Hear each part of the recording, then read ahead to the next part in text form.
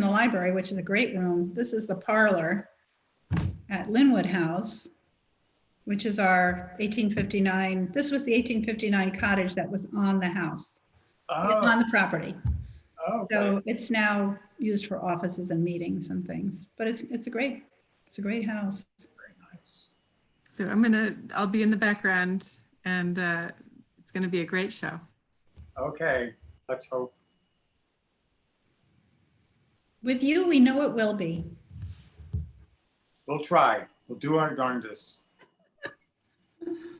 Glad it all worked out. Yesterday was really, you had it. I think you had it worse than we did. We had a lot of wind and storming and raining. I'm glad your power came back on. So I had to move this. Our director, Lori Morton Moffett, just welcomed everybody in the chat. Hi, Lori. Have to do something here.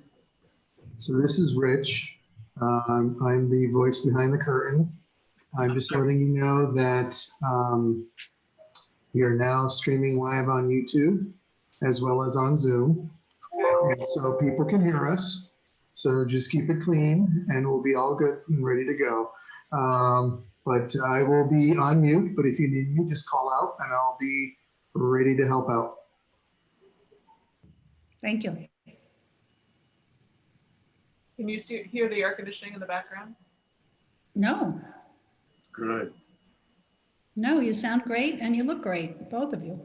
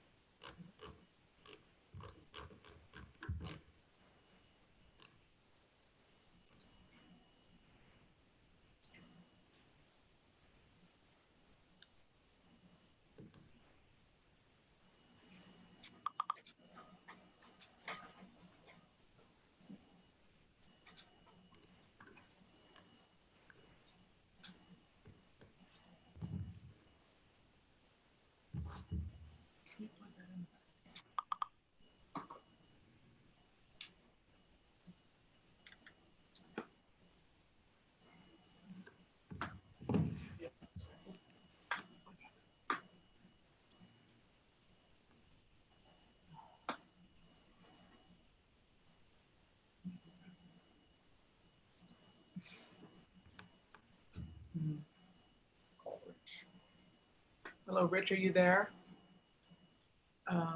Yes, I am. I'm lost the full screen. I don't know why. You're on the computer and you're. I plugged. So do you see anything in your window? Are you on a Mac or? There we go. It's back. Okay. Okay. I will be quiet.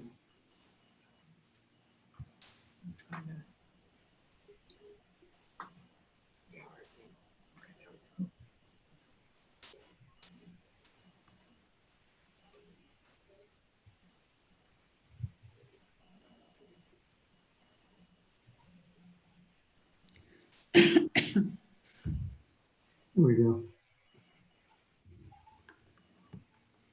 All right, I'm going back on mute. Is this how it's going to be the whole time?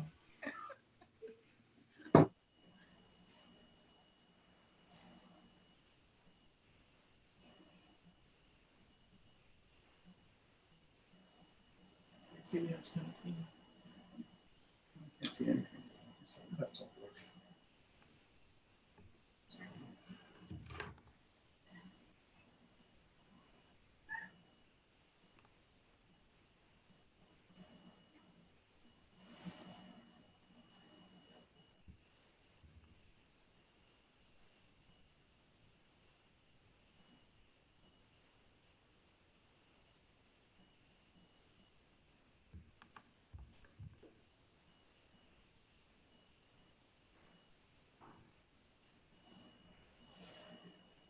I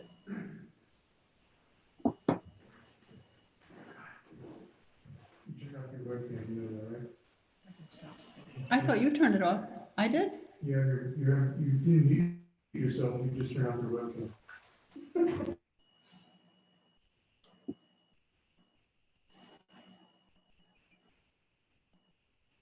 Oh.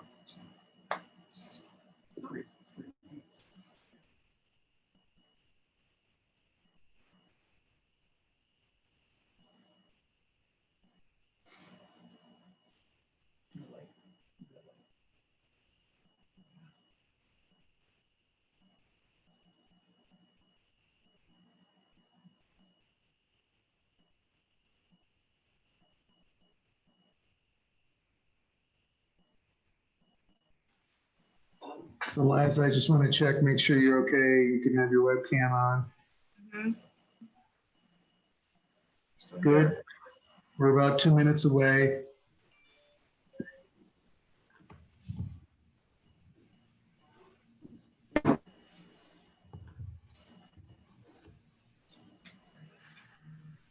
What's supposed to be in the frame?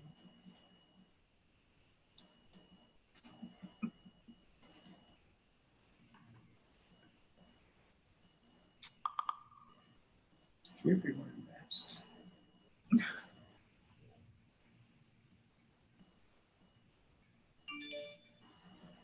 Sunset.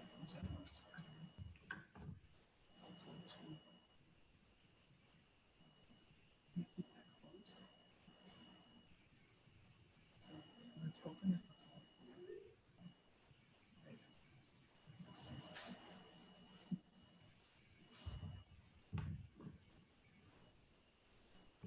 Stephanie, I was telling Michael about your Whitney Darrow Jr.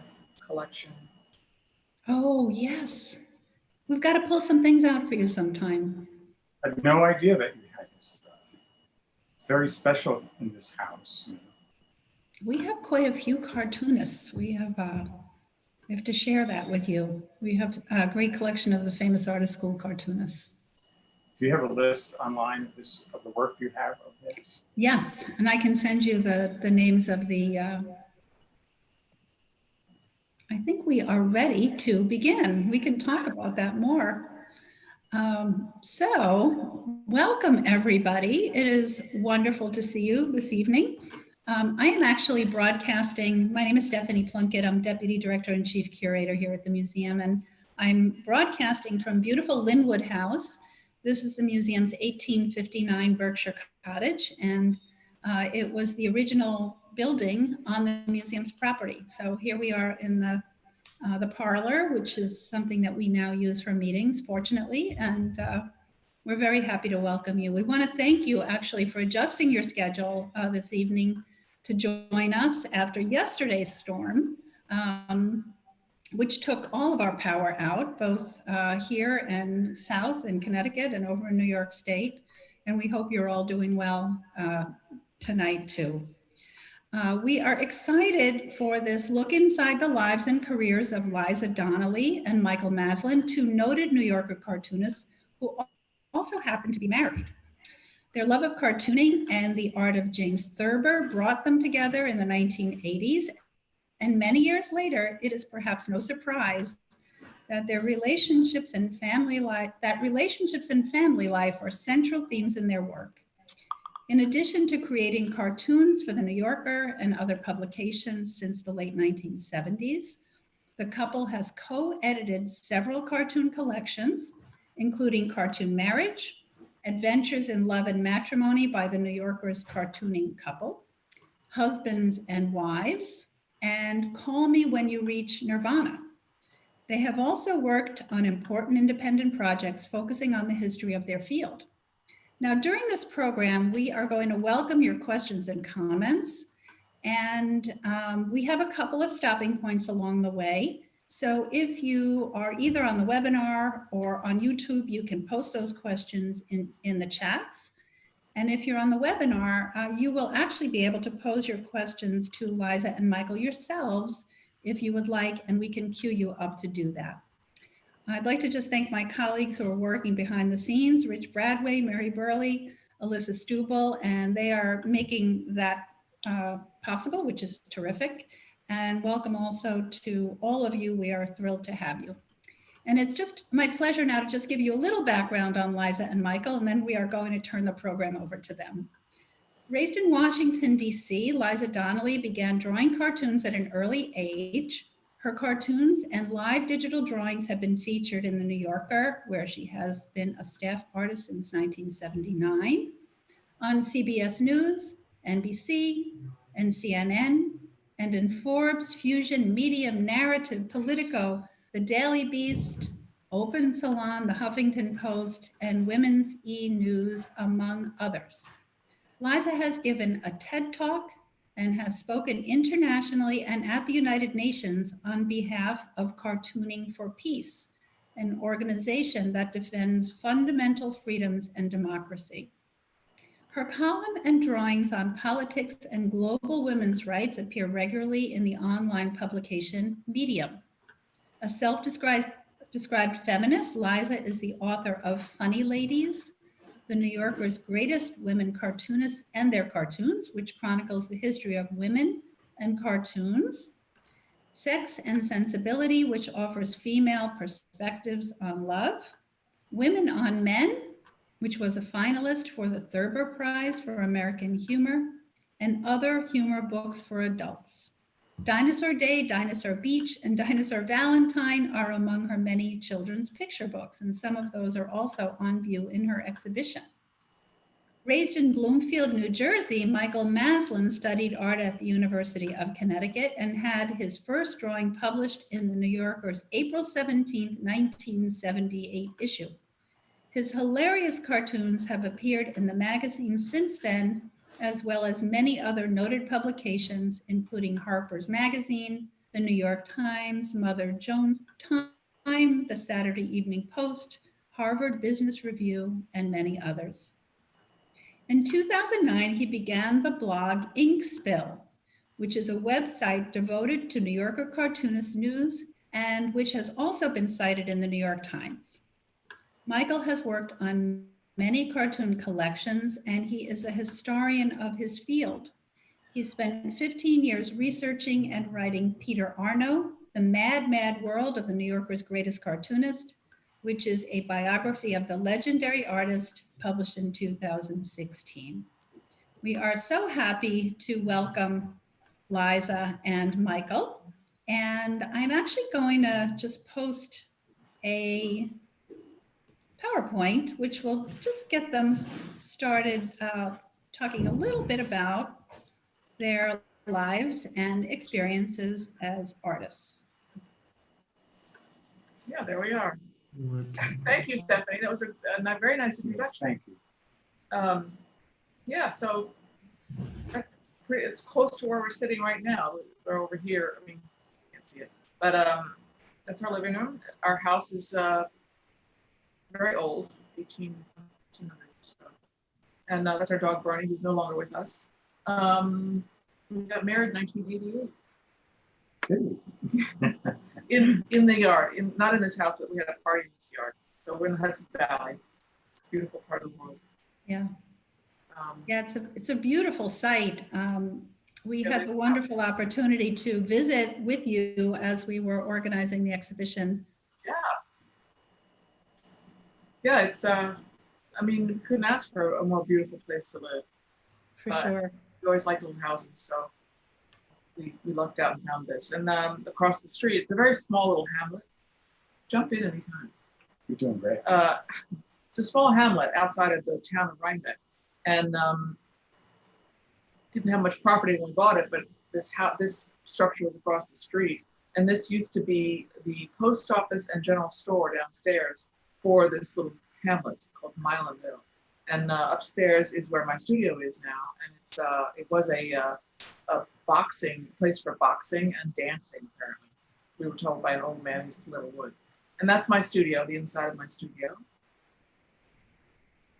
Yeah, it's a beautiful big space and lots of great light. Yeah. And it was really wonderful to see too that you have some of your own work in the studio that does not pertain to cartoons. And I think you're seeing a little bit of it here. Yeah, that's one of my paintings.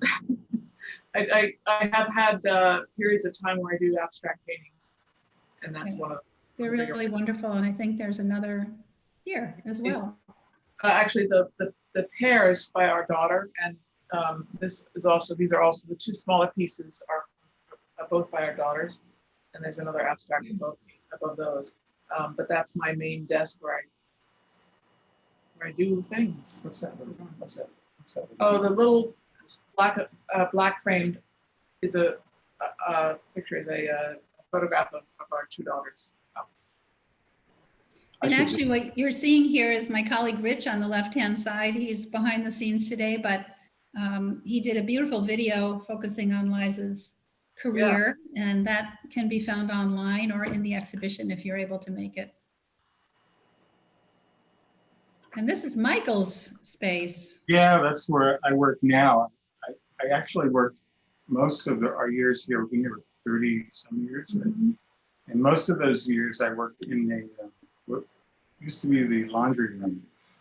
And it became so crowded in the last few years, I had to leave. So I left that room, just pretty much, I didn't close the door when I left. I left the door open, but I walked out of that room and I set up shop in our living room, just feet away from where we're sitting. And happened to be a table there, so I sat at that table with really, I have some books around me, but in front of me now is just space. And the other thing, the other room, if we had a picture of it, you would see the difference. The other room is, you can't really move in there. I ran out of space even to work. So this is really a wonderful new, I guess, what, a year or so, 2 years? Or, yeah, something like that, 2 years maybe. But I really love being here now and having all this elbow room. And You always wanted to be in the house. I wanted to be in the outbuilding when we got married and moved here. But you always wanted to be where the action was. I wanted to be removed. We split when we were younger and raising kids. We had two daughters. We split our time equally. So he would watch the kids for 4 hours, and while I worked, and then swap. So Wow, that's a great system. worked out. So this is a little bit of the story, I think, this cartoon of how you guys actually met. Would you want to say a little bit about it and tell everybody what's happening here? Yeah, this is one of the narratives from the book Cartoon Marriage. Just say that. We did Cartoon Marriage is a book we did, and we'll talk about that later. Maybe, but let's talk about how we met. well, it seems like it all began on a cartoon night. Yeah, it was a cartoon show exhibit of work by lots of different cartoonists put on. The show was conceived and curated by Roxy Monroe, who at the time was a cover artist and a friend of mine, and she's now a really well-known children's book author and illustrator. So anyway, she put this show on, and it was at Parsons School of Design, and it traveled to Washington as well. So that's where we met. October 4th, 1984. Yeah, so let's see, there was a photograph taken. So we drew this together. Michael drew the top panel, and I drew the lower left panel, and then Michael drew the lower right panel. So that's how these narratives in the book went. We really shared everything. I wonder if you would want to just read your two different perspectives on the evening. It's really kind of funny. The cartoon is longer than this, but this is an abbreviated. Liza's memory, a group photo was taken of the cartoonist without Michael, but I didn't know that. I didn't know him, so I didn't know he wasn't in the photo. And my memory, I didn't know anybody. The only cartoon I remember looking at was Liza's, which is true. And that cartoon is at the Norman Rockwell Museum. I was happy to see it. The I Don't Pet Dogs. We're going to see it in a minute. Yeah, you're going to see it. We'll see it in a minute. Yeah. Yeah, and that truly is the only cartoon I remember from that night. And the reason I noticed it was because it's very odd to see, for me, somebody new, and I didn't recognize her name, and I didn't know she was a she. I just knew it was a new cartoonist, and that was fascinating to me. He's still like that. You still love when you spot a new cartoonist in a magazine. You're like, who is that? I want to know who that person is. You bet. Yeah, the cartoon community is a nice community. I mean, it's small, smallish New Yorker cartoonists. So parties are always fun because you tend to know everybody. So this is first, how can I put it, full cartoon. I sold an idea to the New Yorker in 1977, and shocking to me at the time, I'd been trying for a long time, 7 years, which I heard Ed Koren say the other night. He and I talked about this afterwards. We both had to go through 7 years of rejection. Hi, Ed, you there? And so it took 7 years, but when I sold something, I actually sold an idea. And at the time, I had no clue that they just would buy the idea for a cartoon. And so it was kind of an odd situation because I could tell friends, well, I sold something to the New Yorker, but when you see it, it's not my drawing. It's Whitney Darrow Jr.'s drawing. Yeah, so they bought the idea. Yeah. And then a few months later, they bought the whole thing, drawing and caption. And that's what this is. And it ran, I think it was bought right after the beginning of the new year, 78. It ran in April, as you said. 78. It's the very first one, the first drawing is always the one you can remember a lot. That was, yeah. I mean, I didn't know you. I didn't know you then. Was your first one? Yeah, it is. But I wanted to say that was not untypical for them to buy ideas from beginning cartoonists. You send in your weekly bunch of drawings and they'll buy one, but they won't buy the drawing. They'll buy the idea to give to one of the more established guys, and they were all guys at the time. And yours idea was given to Whitney Darrow Jr. But like Charles Adams was given one of your ideas later on, and yes. other. I mean, it's not that they didn't do their own ideas; they did, but they also used other people's ideas. They needed some assistance. Yeah, I guess so. As time went by. And this is my So first. now, was this the cartoon you were referring to, Michael? That's it. There it be. So this is sequential drawing, and there's a couple things I can say about this, but it was actually the second cartoon they bought from me. The first one they didn't run. They bought in 1979, and they didn't run it until after this one. So they bought this one second and then ran this one first. Does that make sense? Stephanie, you know this story. You found it amusing. I thought it was interesting because they don't always give you direction in cartoons. They either buy it or they don't. But sometimes the art editor, who was Lee Lorenz at the time, would give you a little advice or a little suggestion, a little nice suggestion, what you might do differently in the drawing. So when I sent this as a sketch, it had the dog tied to a post in the ground. And Lee said, well, shouldn't the dog be tied to a parking meter or something like that? So I said, oh yeah, you're right. There are no posts in the ground in the city, really. So I went out and I sketched some parking meters for a while, and then I came back and drew this. So yeah, the New Yorker liked sequential drawings. This is in the 70s and this is in the 80s. William Shawn, I think, liked sequential drawings, and they bought a number of these types of, now we call them graphic narratives, but they bought a bunch of these from me. And one of the things that Liza did show us was you had basically a sketchbook full of parking meter drawings. Yes. Which is probably you being out on the street and trying to figure that out. Yeah, no, I was so nervous. The first drawing that I sold to them, I drew. I showed you that too. I had like 100 sketches or drawings of that drawing before I got to the one that I thought was good, and who knows why I thought it was good. But I said to Lee before I finished the drawing, I called him up on the phone. I said, what style do you want me to draw this in? Because I was so nervous. And he said, well, draw it in your style. And I thought, wait, I have a style? That was exciting to hear that. I'd like to see that. I've never seen that page. Sure. Is that in the show? No. So this is actually obviously not either of your drawings. Do you want to talk a little bit about this? Well, you got something to say about this? Go ahead. Okay. This drawing changed my life. That's a big thing to say, but it's true. Up to the time before I had seen this drawing, my influences were all over the place, including Norman Rockwell, as I told you, Stephanie. was drawing Robert Crumb-like things. You know, I was taking a little bit from everybody. And I know Ed Koren mentioned that the other day about the lion being made up of all the lambs it has eaten, and that's so true. That I had a lot of lambs in me, and but the day that my friend Matthew showed me this drawing was in the Thurber, and still is in the Thurber Carnival. I remember that exact moment, struck by lightning really, and I saw this, and everything changed.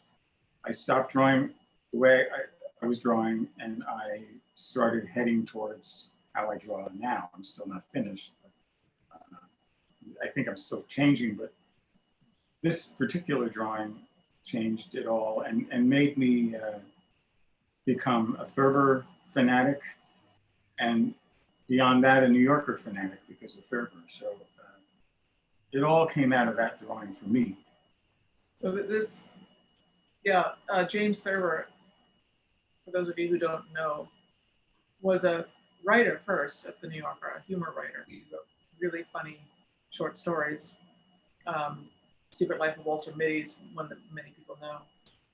But then, correct me if I'm wrong, but midway into his time at the New Yorker, he started doing cartoons. Well, just a few years for them, and they were very loose like this. This is just his style. He was not trained as an artist, but that's what makes his work, I think, so wonderful, and the way it works so well with the captions so often. We don't have a lot of caption cartoons here of his, but this is something that brought Michael and I together at Thurber, is that we both started drawing because of James Thurber. I started drawing because of James Thurber, because my mother gave me a book of Thurber cartoons, Thurber Carnival. The book's called Thurber Carnival, and I started tracing them. This is when I was 7 years old, and made her smile, and that was all I needed. That was the reinforcement, the encouragement. So I kept drawing my own cartoons from there, and Thurber is very important to me. And so when Michael and I met professionally, we were like, oh, we both love Thurber. And then our first date was to go see an original Thurber at the Armory, an auction at the Armory in New York. And we didn't buy it because neither of us could afford it. We weren't going to pool our money anyway because we just met. But a horse with moose antlers. So there was a big deal. He's great. He's wonderful.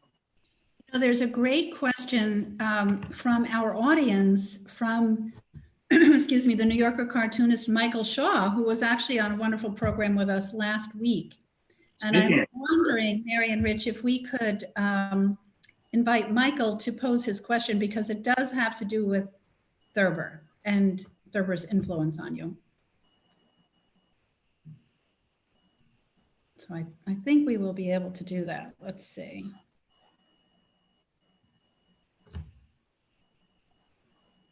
Okay, but you know what? Maybe not, but I'm going to ask the question that he actually asked, which is, let's see. I wonder if you could talk a little bit about how the humor of Thurber, I need my glasses, I'm sorry. Sorry, guys. Okay. How did the humor of Thurber, which centered mostly on women, and Arno, how would they fare in these enlightened times? Do you think these cartoon times might be so enlightened and mindfully aware of itself that humor is more interested in playing nice rather than actually being funny? That was from Michael Shaw. Thank you, Michael. Yeah, actually, Mary showed me that that question yesterday, so I had a heads up on that. Hey. Sorry, I forgot to show it to you. Well, I'll say Thurber. I think Michael. I maybe you disagree. Not this Michael. Michael Shaw. You might disagree with me, and you might disagree with me too. But I think Thurber would still be viable now, even though Michael Shaw's referring to the fact that many of Thurber's women were drawn in a stereotypical way, not physically drawn, but his cartoons were not very nice to women sometimes. But I think they were in such a way that they were real human. They were really human, and I don't think he was. I mean, Thurber may have been a misogynist. I don't know, but I think his cartoons would be acceptable now. I think maybe one or two wouldn't, but I just think. Well, I mean, growing up, looking at his cartoons as a young woman, I've written about this too. Looking at his cartoons about women, they were Thurber's women were either big, stocky, kind of oversized battle axes, that were like bullying men, or they were these wafy kind of floral, sweet women, that were sort of seemingly harmless. So that as a young girl looking at those, I'm like, is this what I'm supposed to be? One or the other? It's like, so I mean, you could see that his cartoons might be problematic for some people, but I don't think so. What do you think? I don't know. I mean, he would be drawing differently now, obviously, right? He wouldn't be drawing those same. If he was alive now, he wouldn't be. Everything would be different, and that goes for Arno. Arno did a lot of drawings back then that were probably deemed acceptable back then, but he wouldn't do those now. Right? I mean, why would he? Unless he was totally self-destructive, he wouldn't do that. Yeah, I mean, I think it's an interesting to note. Artists really are of their time in many ways, and so yeah, that probably would be different if they were working at a different time. Yeah, I wish they were still working, but you can't do everything. For sure. We have 3 cats around us, so everyone pile one of us up. So we invite questions. If anybody wants to jump in with anything, and There's otherwise, a lot of things in the chat box. Is that where some people are sending questions? actually, I'm getting some of them too. So if you and you may have questions for each other. Mm-hmm. There was actually one wonderful question which came to us, which had to do with whether or not you being married and doing cartoons about marriage actually work through some issues in your marriage through cartooning. Well, we talked about this yesterday. How cartoons, how our work is affected or not affected by being married.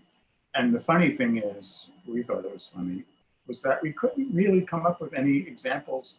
We came up with one drawing in 30 some years each of doing this.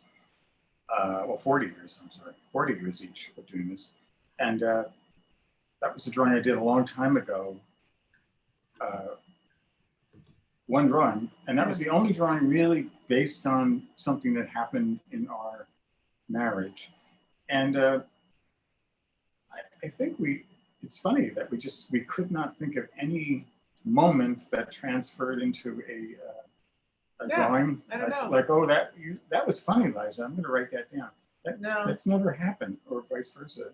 I think we're both influenced by marriage in general, and I think our marriage may be in that mix, but there's never anything specific that comes out of it. No hidden messages, no subtlety, Yeah, here's a working couple more questions. Do you have any rules, i.e. no peeking until cartoon is finished? Have you ever accidentally drawn the same idea? We do have a rule, actually, that we don't look at each other's work unless invited to do so. So always risky. Yeah, we do our batches every week, and we don't usually show our cartoons to the other person until they're rejected. Not even or that. sold. Really, not even that. Yeah. Sometimes. So, I have to say, I don't think either of us have seen all of the work we've done. No. Probably very all. little of it. Yeah, because we do like 6 to 8 cartoons a week, and that's a lot of work. I don't run over to Liza and say, hey, look what was rejected this week. Isn't that fun? So I think most of the work we've each done, we haven't seen. Oh, somebody wants to see more cartoons. Please show more. Yeah, we're going to keep going. One question that we did have actually on YouTube was, do you laugh regularly at each other's cartoons? I know you're not seeing all of them, but. Yeah, when we do, I think we do. think We do. I love Michael's work. I mean, look at that. And Liza is different from me in that she actually works, I think you have some at the show, sketchbooks. She works in a book, which I used to do a long time ago, but I stopped doing that and I just work on paper, newspaper. But occasionally we'll sit at the kitchen table and she'll open her sketchbook, we'll have lunch and she'll open it and she'll be looking at it and upside down I'll see something, I'll say, oh, that's funny. Yeah. Upside down These is are just, funny. So just doodles. right side up, Yeah. it's even funnier. So yeah, we do. I wanted to mention this quote that our late friend Henry Martin, who died, I mentioned him up at the Rockwell Museum. Cartoonist. Yeah. Yeah, cartoonist. He said that some cartoonists draw funny, and he mentioned Sampe, who's just fabulous cartoonists and cover artists, and George Booth, who maybe is the king of drawing funny. I don't know. And just, you know what I mean by that. But Liza is in that group, I think, of people that draw funny. Just, I don't know. You know, this is a very funny cartoon. Michael, would you read the caption? Yes. On second thought, you hunt, I'll gather. And I don't usually remember too much where cartoons come from because as Liza knows, I don't think too much about them before they show up. And the only thing I remember about this one is, and I hope Ed Koren sees this at some point, because I looked at this the other day and I thought, yeah, I vaguely remember that I was kind of in an Ed Koren beastie mood, like thinking about those things. Because I usually don't draw that. There's a lot of lines on that mastodon there. Is that a mastodon? Mm-hmm. And I think I was really thinking of Ed's work. So you guys should look up Ed Koren. Yeah. His work is amazing. It's very, he draws fuzzy creatures. So I think that came out of that, just thinking of. That's great. That great Ed Koren drawing where he has somebody in a park yelling 911, 911, they're being chased by the creature, classic. So somebody else asks, have you ever found yourself working on the same topic in a cartoon based on the fact you're both encountering the same news, locale, movies, etc.? That's Kieran Connolly, who's one of my regular followers on Instagram. When I do my Instagram live, he's from Dublin. Thanks, Kieran. The funny thing is about that question is that no, we don't usually. I mean, because I'm more outwardly focused on the news and cultural trends and things like that, whereas Michael's very inner focus. So he'll be sitting at his desk, just really focused on what's interesting to him, what's funny to him, what's silly to him. So you're very inward. It's all inward, and so we don't usually draw about the same things. So rare, I can't even think of one time. So this cartoon, Some Wine With Your Vest, is one of my favorites of mine, and it's from the 90s, I think, and it's beginning of a time when I was drawing women speaking up more and lovingly making fun of the men in their lives. I've done several, actually many of these types of cartoons, and I think it was the beginning of a real feminist direction of mine that I never thought. I mean, I've always been a feminist, but I never thought that I needed to express it in my cartoons. I just wanted to be a cartoonist. I didn't think I needed to be an activist cartoonist, and that's changed. But this is the beginning of like giving women voices in my cartoons that were very unique. And now when I draw a cartoon, I pretty much,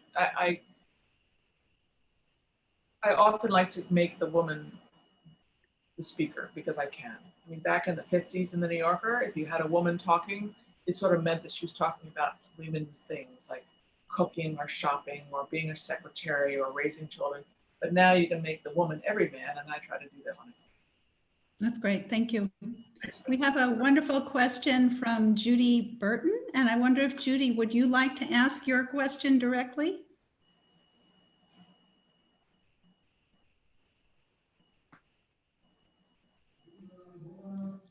Rich is working on it. Okay. Another question from somebody, Elwood Smith, I think, commented on. The wonderful Elwood Smith, also a great. Where did I see that? Oh, Judy Burton, I see that. Well, I'll let her. So Elwood Smith is a colleague of ours. He's a wonderful humorous illustrator. And he says, perhaps you could talk about your drawing tools. You want to talk about your tools? Oh, Thanks, hi, Elwood. Elwood. Tools. You have a lot more tools, so you go I know. first. Well, I always do my New Yorker cartoons, except for one of them. I did it on my iPad, but I always do my New Yorker cartoons with a Rockwell pen and ink, Black Magic Higgins ink, and heavyweight paper. So I also use for other cartoons and illustration and my live drawing, I use my iPad. And the one cartoon that I did for the New Yorker on my iPad was a cartoon idea that I came up with when I'd broken my right arm, and I couldn't draw with my right arm, but I learned how to draw with my left hand on my iPad, and the cartoon editor loved the drawing, so I drew the finish with my left hand. Oh, where are you going? Hi. I told you my desk was closed. Oh, good. Here's Judy.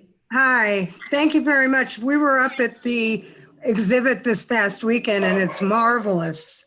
So thank you for sharing all your wonderful work with us. I was wondering if you and your husband worked together on pieces except for that first one, because it was so fun seeing that collaboration. Yes, actually a few times, considering our careers, that's not very many, but we, the first time we did it was when in the 90s, when Tina Brown was editor of the New Yorker, she had these comic strips, not in the magazine, and they were about like things happening in like news items or events. And Michael and I pitched to her to go to Beatle Fest, if you guys know what that is. It's a convention for Beatle fanatics, as in the musical Beatles.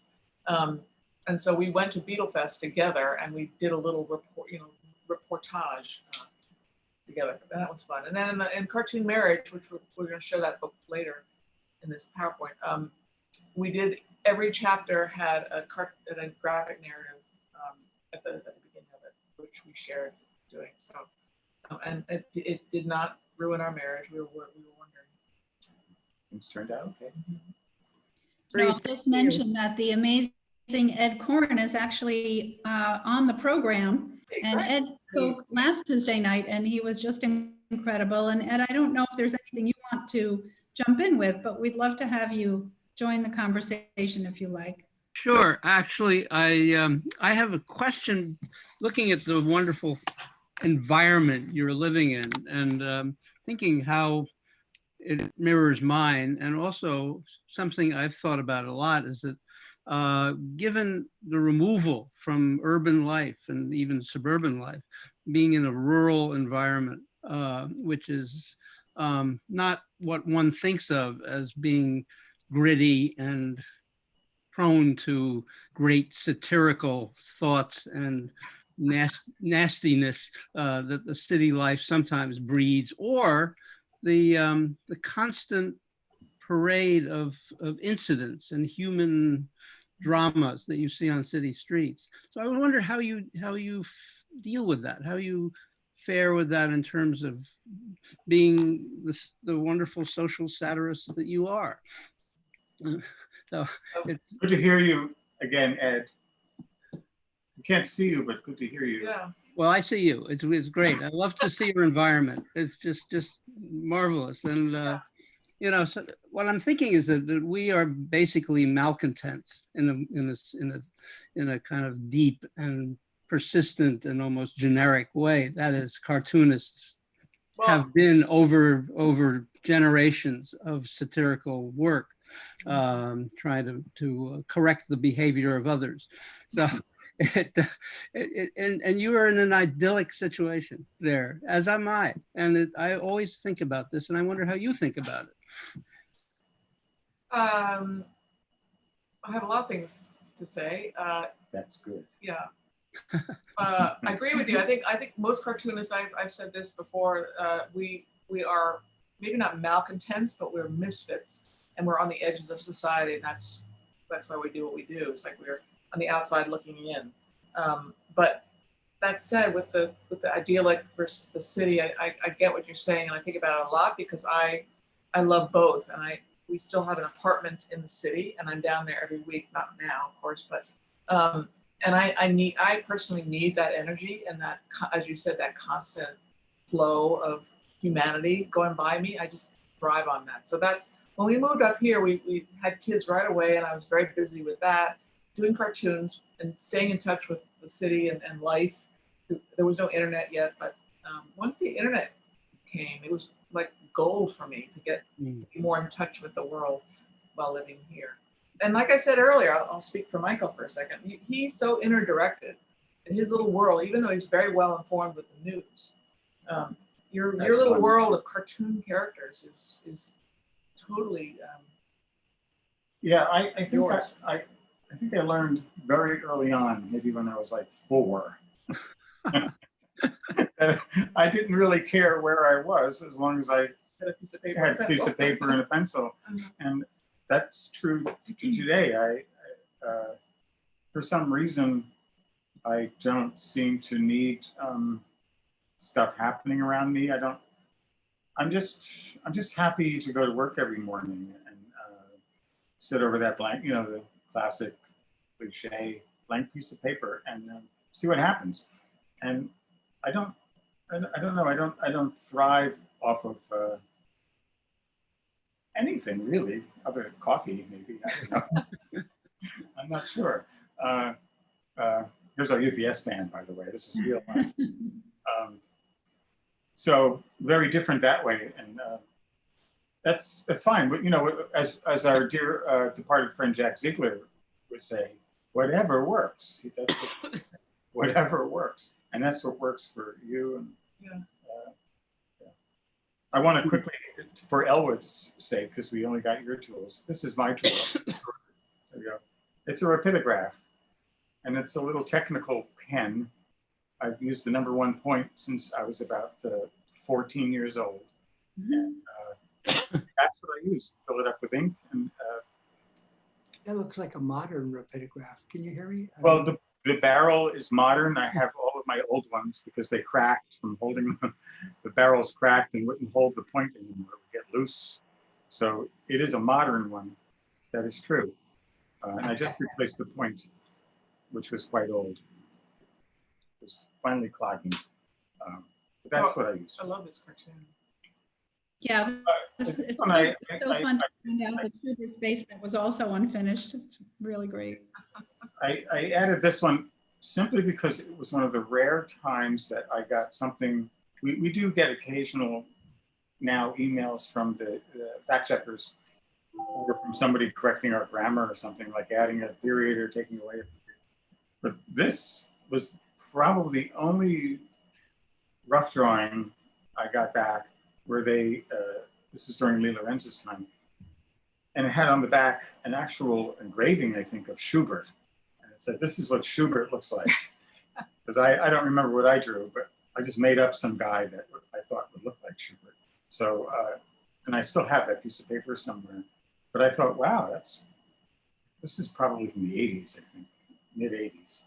I thought, well, it's pretty intense. They're watching us that closely. Are they going to, go into basements and see if all that stuff is okay? I just kind of made up. I don't know what half that stuff is. Yeah, I just made up, but that's why that's there. I like the drawing, but I also like the fact that they gave it such a thorough look. I love the way Michael makes stuff up because I've learned a lot from you about that. Like you, and I learned I would panic. I don't know how to draw a furnace. I can't draw a furnace. Well, you can sort of make it up. You don't have to. Nobody else knows what a furnace looks like except for furnace repairman. well, But you can sort of make it up and get the general gist of a furnace. and Ed Corin mentioned George Price when he was on with you guys, and this is very George Boothian, George Pricean in adding all that stuff. Both of them love to add things, and we are influenced by everybody, and sometimes my influences show a lot more than others, and this definitely is a Boothian George Price. I say George because there was a Garrett Price. Also great cartoonist for sure. We have another really good question for Michael, actually, from Jessica Esch. I wonder, Jessica, Oh, yes. Friend yes. of ours, Yep. Jess. if you'd Oh, like to, this if isn't one of you'd like to ask Michael your question, that would be great. Okay. Hey, Jess. Is this going to be a numbers thing or something? Jess is also an illustrator, artist. She keeps just a great, she keeps track of Yeah, gender. numbers That's why I mentioned that. She keeps track of the gender numbers. in the magazine, like how many women cartoonists, male cartoonists. I think she does. Oh, wow. Yeah. She also does it for writers, I think, and cover Yes, artists. everybody, I think.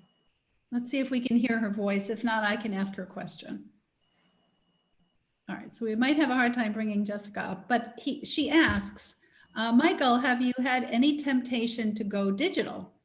Because obviously Liza went a little bit in that direction now, and how about you? I have had no temptation to go digital. I'm not even tempted to go to a Uniball micro, whatever pens that people all use now. Me using that rapidograph that's old, very old school. And I know a lot of cartoonists still draw on paper, use micro or something or other, micro pens. I don't know what they use, but no, I have no, I love the internet. I'm on it all day long because of Inkspill. And so I love it as a tool, that kind of tool, but I don't have,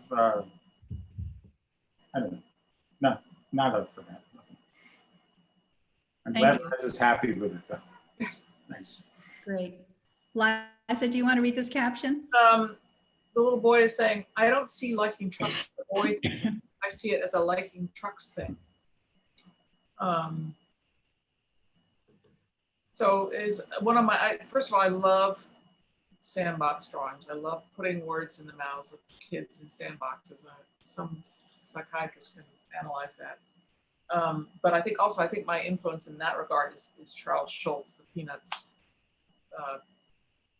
genius, because I loved Peanuts growing up, and he always had, among all the fun and funny stuff that those kids did, he often would have like a real poetic thing to say that came out of those kids' mouths, or that Snoopy did. So I was a big fan. And this is just a twist on a gender conversation that, we were having this conversation when our daughters were young. So the sandbox is kind of like for adults, it's like Starbucks in a way, right? I mean, they get together and they hang out for a long time. Yeah, and I've done Starbucks type drawings. And they say things to each other. Yeah. And I noticed you both also use a kind of a caveman occasionally, a caveman cavewoman format. What do you like about that? Or just this one. Well, this is not caveman. It's also a format for me that it's fun to draw. I don't know, the animal skins that they wear is kind of fun to draw that. But for me, it's like a way to talk about things in our culture that are stupid or silly. Like I've done caveman drawings about humor, about marriage, about I don't know, martinis, things that are clowns. Yeah. So it's a way to comment on our culture, like people in the caveman era run across an engagement ring. Like, what is that? Why are you wearing that rock on your finger? So that kind of funny thing. It's extremes, isn't it? I mean, it's let's go to the extreme. Let's go to the earliest humans we can think of and make them deal with stuff that we have and see what happens. I mean, that's what we do. We just throw things together. Yeah, it's like random. Let's see what happens. Yeah. How do you go with this idea? Speaking of early humans, this is, or non-humans, early creatures, this is a very funny cartoon. Do you want to say something about this, Michael? Well, I do like, there are a lot of go-to moments that cartoonists have. The Desert Island is probably the most famous one. I've done a lot of Desert Island cartoons. And this might be the number 2 one that I go to. And I do it because it's challenging. You think, there's not going to be another one of these evolution drawings that's going to work, that at least I would send in. I do a lot that don't work. But, and then every once in a while, something happens like this. Maybe, I think I like fish sticks. I think that's really, the fish sticks come first and then you put them in that, or you're just Well, drawing look at the it? chart, dear. No, I know, you, in They your head, evolve- they in your, evolve. no, I know, Oh. in your head, did the fish sticks come first? Like, I want to do a fish stick drawing? I don't know. I mean, I think that's what's fun about these is that you draw, for me, I just draw that line, that kind of French curve. And then, what's going to happen? I don't know. And we don't have fish sticks often here. For long, yeah. So I think maybe I wanted them or something. And so I drew them. It all made sense after that. That's how stuff happens. It's really accident. So we have a great question for both of you from Susan Rankin Pollard. Have you ever come up with an idea together that had some conflict over who would draw it?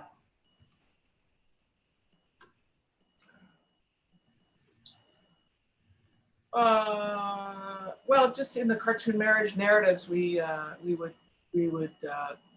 debated that, like, who should draw which part of that narrative. Like, because Michael's really good with perspective and I'm not. So if there's any perspective involved, clearly would go to him. But no, we don't draw together that often. So it was only that book. Yeah. That was, and that went smoothly. The only section we had trouble with, that we argued over, was the chapter about arguing. We argued over that drawing. Wow, what was the argument? How we argue. We were arguing about how we argue. Because we don't really argue. Like, we don't argue. We do, but not that often. No, I didn't finish my sentence. Yeah. Oh, sorry. Liza, do you want to read this caption? Oh, okay. You don't have to go to this party. It's men optional. Ouch. This is from the 90s. Tina Brown, another one of Tina Brown choices. And it was a time when I was using a lot more gray wash. I've gone away from that since. Is that a Robert Webber influence there? Robert Webber, great cartoonist. Look him up if you have an anthology. I was influenced by a lot of people with this. I'm not sure why. I'm not sure why I switched for a while, but. Okay, there we go. There's another one of Michael's. Yeah. This is similar to the fish sticks, I think, in a way, although we do have meatballs here every once in a while. So I think we may have just had meatballs the night before. So they were on my mind. And I gave you this one to show because even for me, a lot of times I just think of something and then I just do it immediately and it's done. And I don't spend a lot of time thinking about it too much. I just do it and put it in my pile to go to Emma Allen, our cartoon editor. This one is, what you see is what I drew that very moment when I thought of the whole thing. And for some reason, I thought of that man. I'm pointing at it. I'm pointing at the man holding the meatball. And for some reason in my mind, the whole thing came to me and I saw that man going up these steps like that, which I never draw. And I thought, oh, that's fun. Can I do that? I mean, I know I can do it, but can I do it so that it works well? And so this was the first take. It's like in a music studio. This is the first take of this drawing.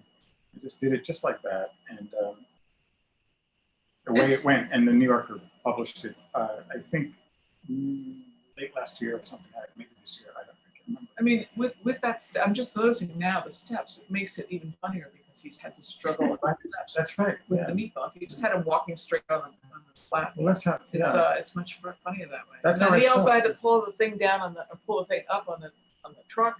It's all very funny. Yeah, you have to get the meatballs. So look at that perspective. Anyway, that came to me visually as boom, and then I just did it and was very pleased. Great. We have a question from YouTube, from Monica on YouTube. She wants to know if you are generally on board with each other's point of view, or, are there exceptions to that? In anything specifically point of view? I think, I guess she's wondering if you're generally on the same page in terms of your work. Oh yeah. Or maybe supportive of each other. Well, that we are. Yeah, yeah, that we are. Yeah. I mean, I think we, you know, we spend a lot of time talking about cartoons, and it's cartoon land here. We just talk about a lot. We have a huge number of, you know, books about cartoons, and we'll reference things that remind each other of things. And as you heard, we both come out of the Thurber School of Cartooning, so we have that foundation. It's very strong, and yeah, I think our points of view are very similar. Great. Liza, this was a very significant cartoon for you. Do you want to read the caption and then say a little bit about it? Sure. I put this in for a reason, yeah. Little girl saying, "Daddy, can I stop being worried now?" And it's not funny, but it's a cartoon that I did right after 2 months after 9/11. And I wanted to show the audience how I do sometimes do non-funny, sort of slightly political cartoons. And this one, after 9/11, I thought, I really started questioning, like a lot of people, questioning my purpose in life. Like, why am I, what cartoons, is that really what I want to do? And I drew this, and the New Yorker bought it and printed it, and sort of I felt like, okay, maybe I do want to keep doing this. I found a niche, and after this, I decided to try to do more political cartoons. I wanted to be a political cartoonist when I was a kid, but I didn't think I had enough strong opinions to be one. And so then I found the New Yorker, and I realized that they have political cartoons in the magazine. They always have, but they're different. They're not the hard-hitting ones you think of people attacking politicians, and although they do that now in the New Yorker. So it was a good fit for me. And this is the kind of political cartoons that I've done, sort of quiet observations about how politics affects people. And Who was your hero? I know you had at least, well, you had several. well, when I was growing up in Washington, D.C., I loved Herb Block, who was the Washington Post cartoonist, and he helped bring down Richard Nixon. And also Gary Trudeau of Doonesbury was a big influence. And then Trudeau also he's still working, cartoons that talk about culture and about racism and sexism and, you know, cultural things, not just political leaders. So Maybe a little Ed Sorrell too. not back then. I didn't know who he was. Oh, you know.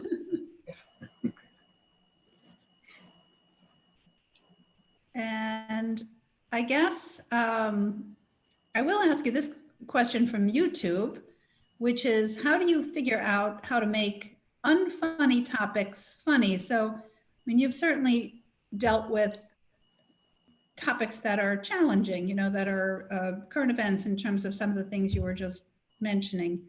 How do you bring humor to those kinds of topics? Sometimes not easy. That's more of your.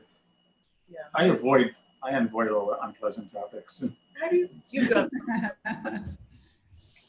Very few, like 3. But you take on the news. I mean, you look at the news and you right? Yeah. I wouldn't do that. Yeah. I don't know how to answer that exactly. How do you make unfunny things funny? Sometimes you just can't. Sometimes you have to find a way. You have to find things that you really want to talk about, and figure out why you want to draw about that, and what's behind it. Like that 9/11 cartoon, what's behind the tragedy of the attack that's not funny, and neither was the cartoon I drew, but the underlying thing that was going on a month or 2 after 9/11 is the United States was totally shocked. We were brought into with the rest of the world in worrying about terrorism. Like, we joined the rest of the world, and so and then we're still there. So that cartoon could be now too. So Yeah, and thank it you. coincided with the internet too. So Cartoon Marriage, can you tell us a little bit about this book? What brought you to decide to work on a project that focused on the subject of marriage together? Yeah, I think if people go to YouTube, guess some of you are already there, and you go to Married New Yorker Cartoonists, you'll see a piece that CBS Sunday Morning did on us back then when this book came out, which was when 2010 something. And in there, we're on record as saying, and I think it's true, we knew, since we loved New Yorker history, we knew that we were the second married cartoonist New Yorker couple. Very specific thing there, but Alan Dunn and Mary Petty were the first. And In the 30s. yeah, and so we were aware that we had our tiny little piece of history there. And since us, and there have been, I think, 2 or 3 other couplings of New Yorker cartoonists. But at the time we were the second, and there wasn't a third yet. So we just thought, well, this will be fun, you know, we should do this. And I think it also came out of, we would have wanted Alan Dunn and Mary Petty to do something like What's this. it like to be married to another cartoonist? Yeah, And also we as independent people, we've done many cartoons about marriage, not our own marriage, but other people's marriages. So we knew we had a lot of material there already. We had hundreds of cartoons about marriage. It was thousands, sorry. It's a matter of figuring out how many to put, which ones to put in. So, yeah. And then we made it unique to us by those graphic pieces that we did together, and that was really a lot of fun. And what's one more little anecdote about that book? It was a really fun book to do, and CBS, as you said, CBS Sunday Morning did a thing on it, and then it got optioned for a sitcom, which by Jennifer Garner, her company. Wow. Yeah, and the script was written by Terry Minsky, who is a seasoned TV person, and she came up and spent a day with us. She wrote a script, and it got really close to getting picked up, but alas, it didn't happen. So that was fun. That was a little adventure in TV land. That must have been exciting, for sure. Yeah, it was odd. So we have a question from Jessica, and I think Jessica is going to actually ask you directly. Great. Hi, Jess. Oh, it looks like my audio is working. There it is. Liza, I was just wondering if you are the first person to be published in the New Yorker who in both hands. Oh, Left and right. And surely Michael knows the answer to this. I know. I was going to turn to him. Do you know? No. I think we talked about this. Well, let's say this. I have never come across anyone saying that they were Right. ambidextrous. So I'm not going to say I'm ambidextrous, but I that's did. true. But yeah, that's a fun question. I wrote about the whole experience for the New York Times. So if you want to read about it, you can go to the New York Times. And Oh, I search. remember. Oh, yeah. Thank you. But it was weird. I really felt sorry for my left hand. I was drawing, my right hand was incapacitated because it was in a sling, and I suddenly began to notice my left hand. Like, I haven't paid enough attention to you since I stopped playing the piano. It really needed to be fawned over for a while. So it had its moment in the sun, and I don't draw with it anymore. So. I don't think we'll ever know there's some questions we will never know the answers to at the New Yorker. That is one of them. Maybe I should make a list of questions we'll never know the answers to. Liza, do you want to read this caption and say a little bit about this? The man on the left is saying to his friend, "I hear their marriage is in trouble." I don't know why I like this cartoon, and Michael likes it too. Well, it's my favorite Liza Donnelly cartoon of all time. Wow. I love drawing people that are dancing wildly like that. It's what I like to do. But you never know what's going on in somebody else's marriage, and you don't know the dynamics. Clearly, it does not look like their marriage is in trouble, but you just don't know. It's very Thurber too. I think that's what I like about it. It shows your Thurber roots, and but it's also you, and it's just what you just said. Is, you never know. And it's your favorite. That's amazing. And this one from you, Michael, on marriage. Yeah, that's another one of those. Although this one is very low on the the list of things people go to, cartoonists, but you could probably do a third, maybe a fifth of an anthology of marriage signs on the back. Or signs on the back of cars. Yeah. I've done one. And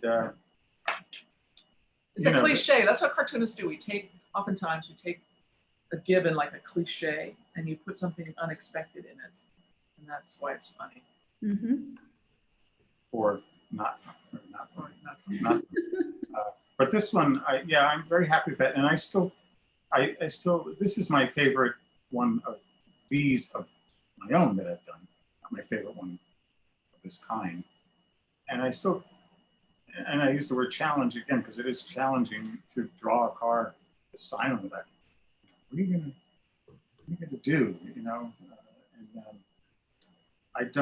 I think I've done a few maybe that were published, but this is the favorite. And you can see in that that drawing, you can see Michael's Jersey roots in the way he drew that car. He's just really into cars. I can't draw a car. Yeah, it was to save my life. Fun to draw those houses in the back, which is not, well, that's northern Jersey. It's not where I grew up. It's up in the Jackie Kennedy horse country. I love the way she's staring out the window. It's great. Yeah. A lot of staring in cartoons. Effective thing to do, staring. So I'd like to invite our director, Lori Norton Moffat, to say a few words. She's got a couple of observations. Lori, do you want to jump in? Hi, Lori. Hi, Lori. Oh.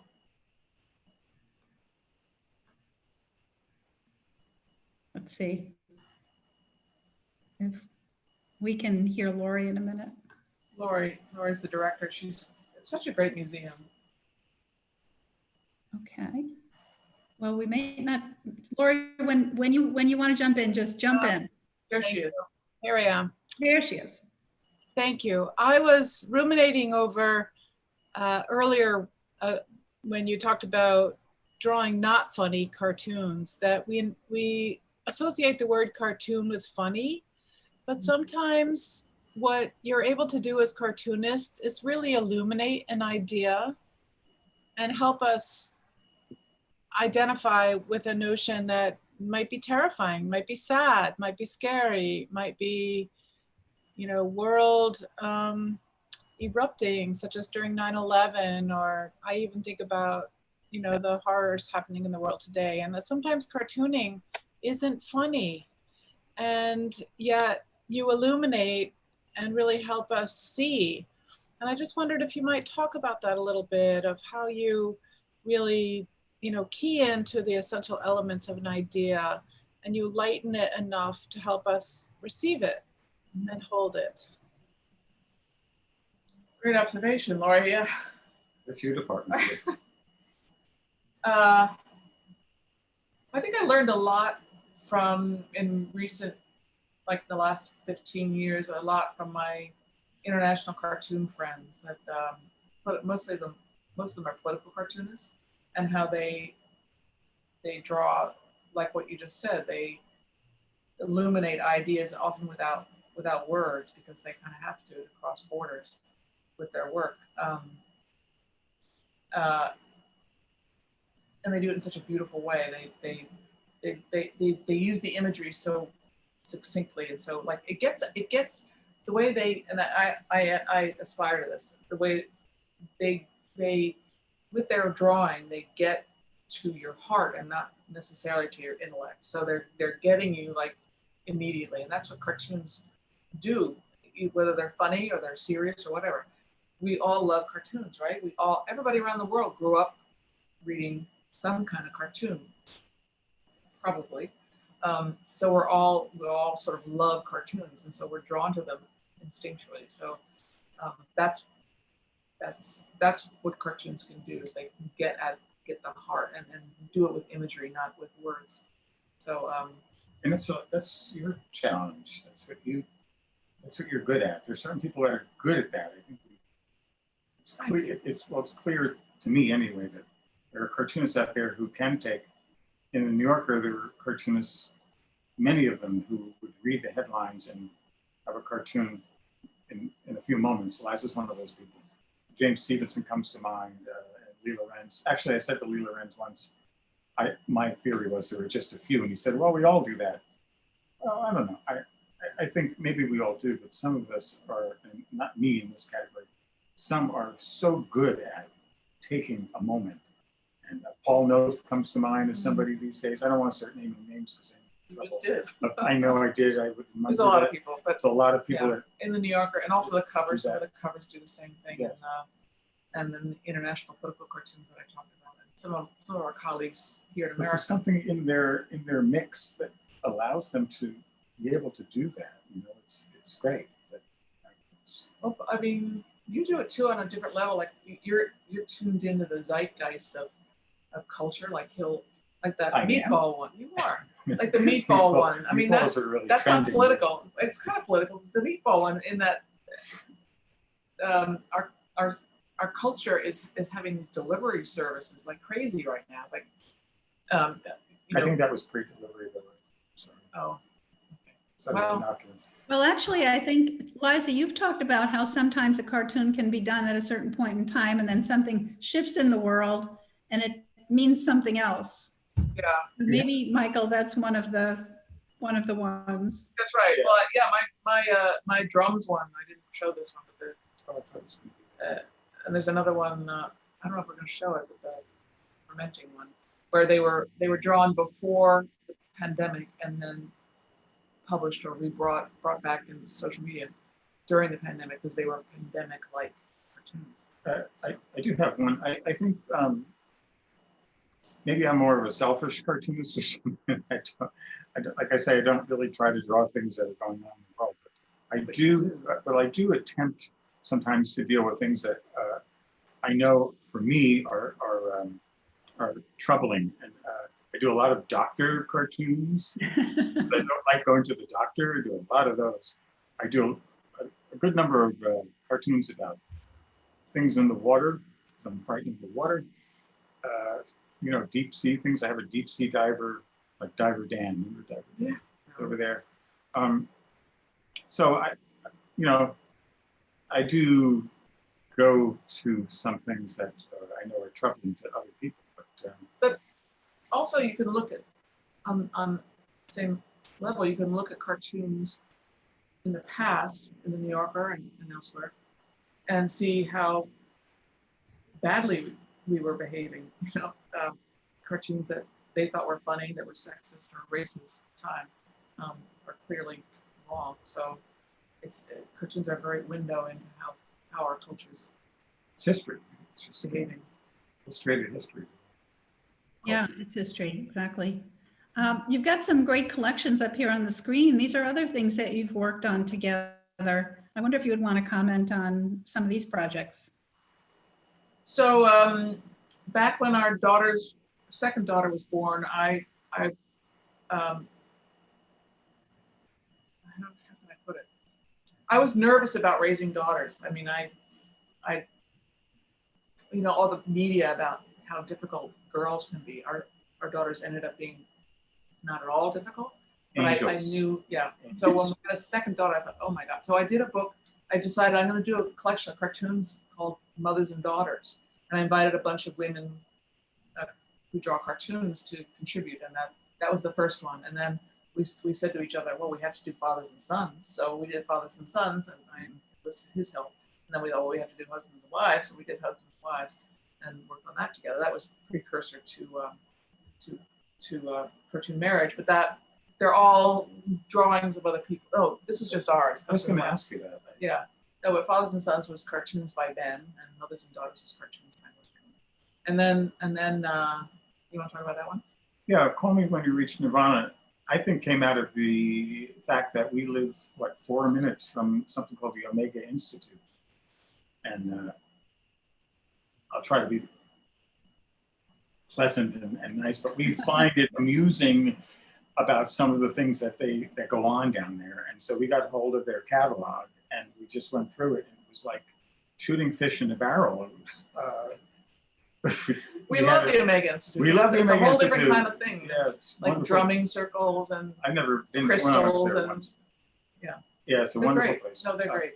But we got this book came out of just really looking, I suppose we should have co-edited it, looking at their catalog and just laughing at so many words and usages.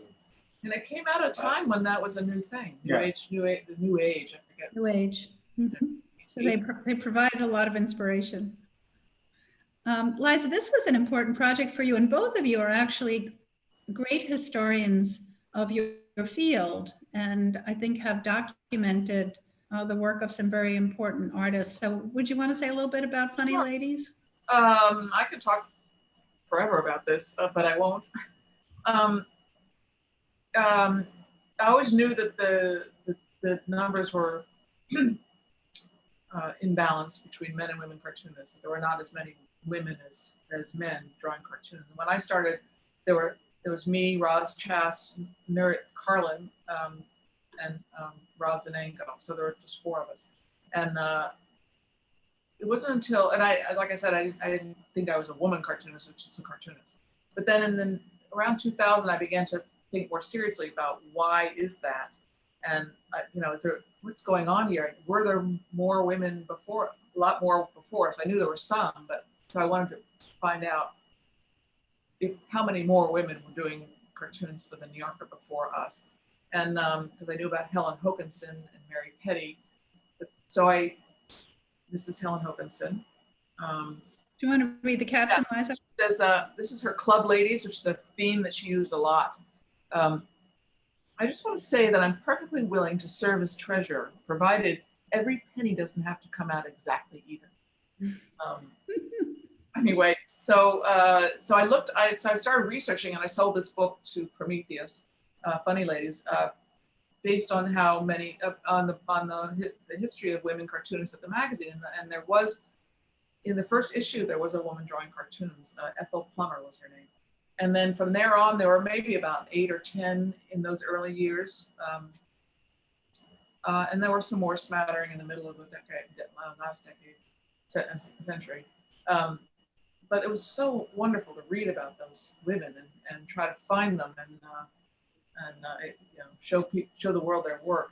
And I'm actually, Stephanie, I'm contracted to do an updated version of this book. So I'm very excited about that. It's going to come out next year. Very exciting. So will you bring it into, kind of 21st century? Yeah, because now I have to point out, and Michael discovered this first back in 2017, I think. It was the first issue ever where there were more women cartoonists than men cartoonists. And, Wow. and ever since then, it's been a good mix of numbers of men and women drawing cartoons. So it's things have certainly changed.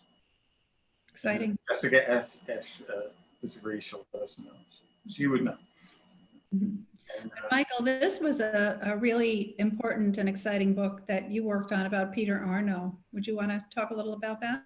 yes, this was one of my favorite things I did, other than be a husband and father and New Yorker cartoonist. This came out of the idea that this great cartoonist, who some people credited actually saving the New Yorker in its earliest years, first 2 years, his popularity saved the New Yorker, that no one had written about him further than maybe a few pages. And when I realized that one day, I thought, well, somebody has to do it. I've never written more than a few sentences for a cartoon caption. So this was, the idea of doing this really made me sweaty, but also I was very excited about it. And it did take a long time because I'd never written anything like this before. And boy, what a ride, what a great ride this was. And one of the best things that came out of it for me was connecting with a lot of our colleagues from the past who were at the ends of their lives, unfortunately. Some people like Sid Hoff and Steig. At least I got to write to them and hear from them, and that was really great. And then, of course, to have finally for the book to come out, and Regan Arts did this book, and I think they did a great job, a really great job. They allowed me to do what I wanted to do. What more can you ask? He was a real character too. I mean, This drawing was amazing. Yeah. So very, Man very about pleased. town, Very man about pleased. town. Yeah, Man about town. Very pleased that this came out. great. Thank you. Oh, and actually here are a couple of great Arno cartoons. I don't know, Michael, do you want to say a little about these? Yeah, the one on the right doesn't have a caption. It does have a caption, but it's not there. The bartender peeking over to looking at the customer saying, "Will that be all, sir?" And that looks like a 1950s cartoon. The other one looks 50s, 60s maybe. And I don't remember the caption for that. He did almost 1,000 cartoons, so I hope I can be forgiven for that. I can't remember my own caption. Caption, yeah. Something about a likeness, I think, was in the caption. A remarkable likeness. Yeah, that's the guy, yeah. Remarkable. And Arno would do full pages like those. And, wow, what a great graphic, job. Yeah, beautifully designed and funny. So this is a shelf with lots of your books on it. You guys have really worked on many publications. Liza, you with children's books and your joint compilations and individual projects. What do the book projects mean to you? Why are they important? Well, I love doing a couple of my book projects are about women's issues, women artists, and that's important to me for obvious reasons. And the children's books, I just love doing them. They're nice distraction from politics. And I'm also influenced by William Steig, and I just loved William Steig's children's books. But no, you as a cartoonist, you do a lot of different things, and I'm so lucky to be able to do cartoons. And that shelf is a snapshot of our cartoon book collections of everybody else's cartoon books. So we're collectors of New Yorker cartoon books, and that's just some of them. And we came to our marriage with our own collection. So there's that, and we also have work from people. We've traded. There's a tradition of trading cartoons with your colleagues, and that's fun. So we have a great collection of original art from our colleagues. Well, that's got to be exciting for sure. Yeah. And speaking of a lot of other things that you do besides your actual cartoons, Michael, you have a website called Inkspill, and that is a regular blog where you write extensively on various subjects. Do you want to say a little bit about that? It's really terrific. Oh, thank you, Stephanie. Yeah, I think this is 10 years old now, Inkspill, roughly 10, and it's become a vehicle for the busybody in me that likes to know what's going on in our New Yorker cartoon world. And I say New Yorker cartoon world because the cartoon world in the world is just so huge. So I think it's easier for me, less stressful if I just focus on this magazine and the people that are in it. And that's what Inkspill is. I conceived it as a sort of a bulletin board for other cartoonists to know what's going on, what books are coming out. And it got a little bigger than that.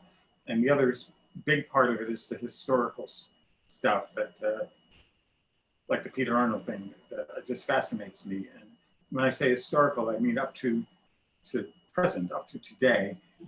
If somebody's in the magazine this week, last week, they're part of history now, and that fascinates me, who they are. And eventually I'll get around to knowing more about something, at least, about all these people. But that's what Inkspill is. I devote a lot of time to it every day, lovingly, and it's another really fun thing to work on every day. Yeah, it's wonderful. And you can all actually catch Liza doing live drawing every day at 5 p.m. So we have a little snippet of that here. Liza, do you want to talk about live drawing? This actually is drawing on my iPad, and this was at an event. I do live drawing at events when we're not in a pandemic. I go places. I've been to the Oscars. I've been to the White House. I've been to GNC and conventions. This I think was in at the Hindustan Times in New Delhi. I was drawing a conference there. That was exciting. But and then on the right, as a public speaking, I do a lot of public speaking, talking about women's issues peace and cartooning for peace. And so the live drawing every day at 5 is sort of a thing I started during the pandemic. I thought I really want to connect with people. And how can I do this? And I saw the Instagram TV function, and I started doing that every day at 5. I would draw about what was going on. I would draw just doodles sometimes about the pandemic. Like, what are we worrying about? What's going on? I'm worried about the cashiers. I'll draw the cashiers, or I'll draw people in hospitals or whatever. And then the Black Lives Matter, I drew about that. So, and just talking to the audience and drawing at the same time. And I think it was people. And people can catch that on Instagram if they. Yeah, I do it on Periscope as well. Sometimes around the same time. But yeah, it's a way to connect with. That's what cartoons are. And you've heard me just say it a million times.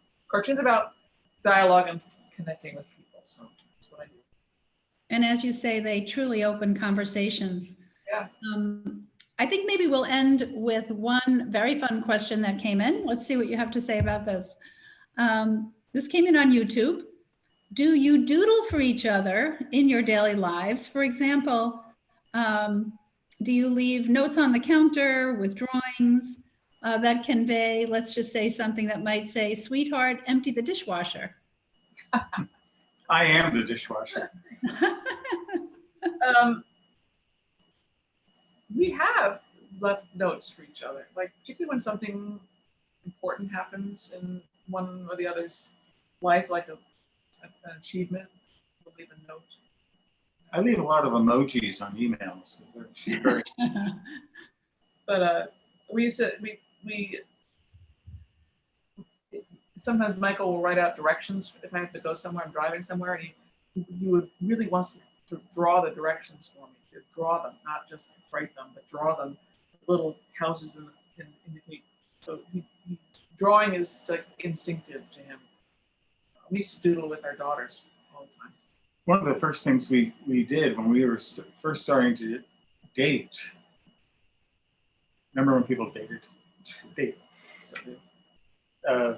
I remember that we laid on my floor in Kingston, New York, and we had one piece of paper, and we would be drawing different things. And I actually found that. I found some of those drawings the other day. There's wow. Several sheets of those where we just we're having fun just drawing together. We did that on YouTube not too long ago, where we draw. Right. We were competing, sort of competing. Like you draw an elephant, I draw an elephant. You draw a car, I draw a car. Oh, it's the alphabet. Yeah, it was the alphabet. Yeah, that was fun. So it was fun to see. That sounds like fun. Yeah. That's the operative word around here. It's fun.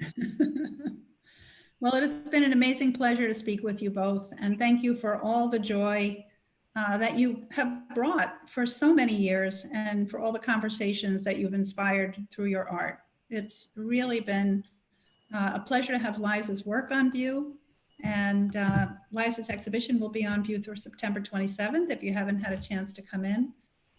I'll just mention that next week at 5:30 p.m. on Tuesday, we will have a great conversation with Liza and some of her colleagues from Cartooning for Peace.